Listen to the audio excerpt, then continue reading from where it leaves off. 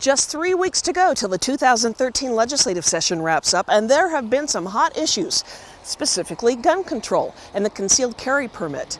Well, there's another issue that for history has sparked debate, and it's about to be on the agenda of state lawmakers.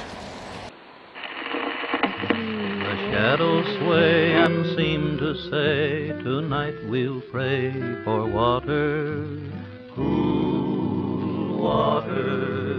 It was as valuable as gold in the Dust Bowl of the 1930s when the Sons of the Pioneers popularized this song.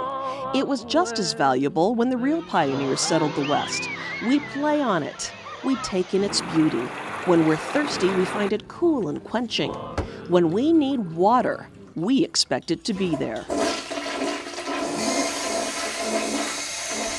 We can come up with all sorts of ways to import food and to import sustenance in every possible way. The one absolute thing that we have to have is a good, fresh, clean supply of water. Cities and towns that have a good water supply certainly want to keep it. People need it now, and the need will rise as population grows. But keeping the water flowing isn't always easy, especially with new growth. For example, if a city approves a new subdivision, it may need a change in its water rights from an agriculture to a municipal designation.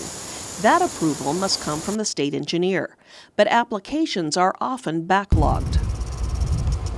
A year and a half ago, the city engineer thought it had the authority to determine whether to grant a change in the water rights designation and determine whether the right should be forfeited.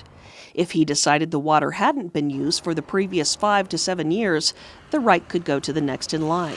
We're a little bit worried that the same person shouldn't be the judge, the jury, and the executioner with respect to what's essentially a private property right, a water right. During the change application process, the office also made a determination whether the right had been used sufficiently to change into a municipal system or whether it had been forfeited. The League worked to get amendments to a water bill already in a legislative committee. First, cities and towns requested the option of third-party involvement during the change application process. The League also asked for finality when a decision about water is made. When we approve a subdivision, we're responsible for eternity, for keeping the water coming out of the tap. And the League worked to assure the water right would remain valid long-term.